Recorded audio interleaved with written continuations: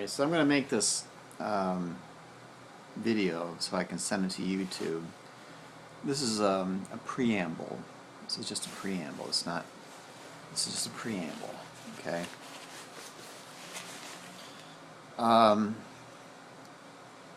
There are two can openers.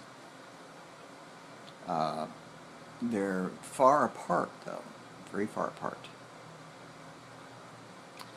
I could give you a latitude and longitude, but that wouldn't be helpful because they're in places that are inaccessible. It means they can't be removed by force of arms. So these are two can openers. The one can opener is under two flags. So there's two flags flying,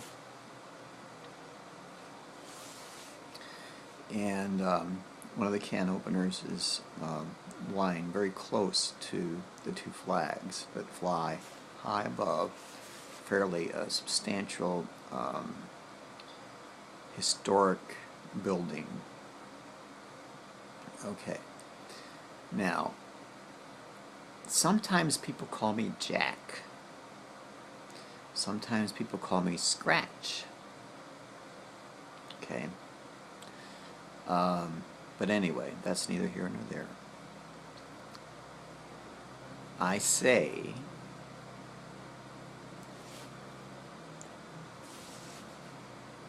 is, of course, the problem. And the problem for me is that I'm at the short end of my stick. So, but the other can opener is in a park. Where's the park? Where's the most famous park that you know of? You might say Central Park, well, maybe, or Golden Gate Park, maybe. Or you might say, I'm lost. I don't know where it is. You know where it is. So anyway, that's the problem. That is the problem. The park is the site of the second can opener. So when it's the first can opener, well, what can openers do? They open up cans of worms mostly. So when the first can is opened by the can opener, you'll know that the second can opener is very close to being readied for demolition. And of course, usually when they have a house that's being demolished, like I'm in a house that's probably going to be demolished, well, there's always room for new occupants. So I'm gonna recap. This is a preamble. This is just a preamble. So take it for what it is, a preamble. What I'm going to do later is more significant and more along the lines of my usual activities. Since I do work for the CIA and I have, had training, sort of. Yeah, I kind of actually pick people just kind of like based on their, they're like literally their DNA. Really. The CIA doesn't actually recruit people based on like intelligence or scores on tests, or rigorous training, physical training. No, they don't. They don't choose people like that. They literally look at your DNA. Once they see your DNA, then they'll know if you're suitable. So evidently, when they found my DNA was suitable for their purposes, they allowed me to walk right in. Pass, you may go. So I got a free pass to go into the CIA. They don't pay me though. I told them, they asked me what kind of salary I wanted. I mean, the usual and customary salary for an operations officer at the CIA is, even one that's non-official cover, that is someone who hasn't actually have officially a recognized position within the CIA, which is me. And they usually pay him like $47,000 or $48,000 a year. But when I did my application in 2008, I applied on the 9th of November 2008. I mean, I know because I have a print copy of my application. But anyway, when I applied, they asked me how much money I wanted, and I said none. But I had to put something in there, so I just put in 0.00.00.00. So, yeah, you can see where I'm going with this, don't you?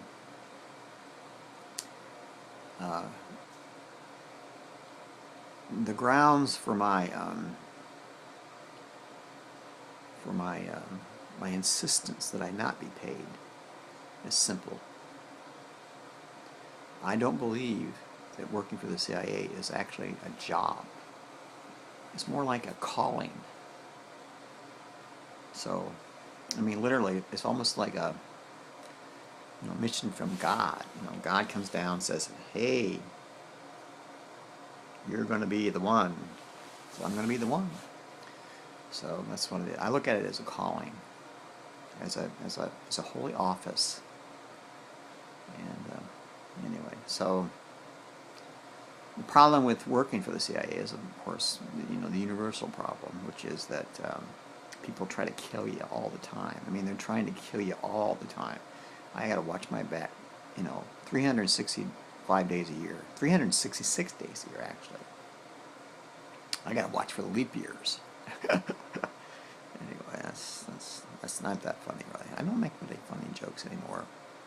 I actually never could make funny jokes. And if I would tell a story to a group of college students, like let's say I was living in Alexandria, Virginia, for instance, hypothetically, and I was going to tell a group of my fellow college students. Let's say I was going to George Washington University. I don't know, just for the hell of it. Let's just make this up. And I would say, I'm going to tell you a story, a funny story. Ha ha ha. Well, anyway, I'd tell the story to the students, to the other students. I'm a student too. And shit, they wouldn't laugh. A lot of times it's not in the storytelling. That it's not the story itself, it's the delivery. So you have to look for the delivery mechanism. So anyway, one thing I've noticed of late is that when you make a phone call, all right, here I am. I am a terrorist. Let's say hypothetically I'm a terrorist, or let's say I'm trying to get in the head of a terrorist, and I'm trying to figure out what does a terrorist really want. Well, the terrorist wants to see his or her or its effect on the world. He or she or it wants to see their effect on the world. So they don't want to actually blow themselves up. They don't want to nuke themselves. They don't want to put their head in a microwave or anything. No. They want to. I'm just using the microwave as an example. Some people say, I'm going to nuke this. Well, that's actually a discussion of using microwaves to heat up, materials to consume. But the mass quantities that we might be figuring on is a 5 kiloton device. And the 5 kiloton device, you can multiply by 2.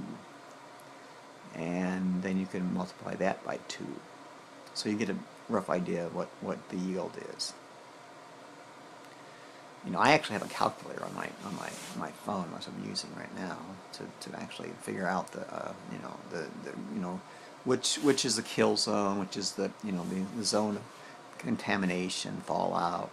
Pretty much you get really good statistics. Actually, when I was in Livermore, I found they have an actual calculator instead of a circular. And anyway, and it kind of rotates like this. See, I rotate, I rotate. So anyway, and you can actually, calculate megadeaths. I don't think I have a problem calculating megadeaths today. Nope. The reason is because how many people are alive on the planet Earth, system Sol, Milky Way galaxy? Just one. Just one person. There's only one human left in the whole fucking world. Why is that? You can say, oh, why is there only one human on planet Earth? System Sol, that's S-O-L, Milky Way galaxy. The reason is because to have a soul, I mean literally S-O-U-L, is to be a human. If you don't have a soul, then you are not human. I mean, technically, you're an animal. You're actually, even animals have souls, but you're actually less than an animal. You're lower than an animal. So the problem is that we have 7 billion walking corpses like that, and but there's only one with a soul.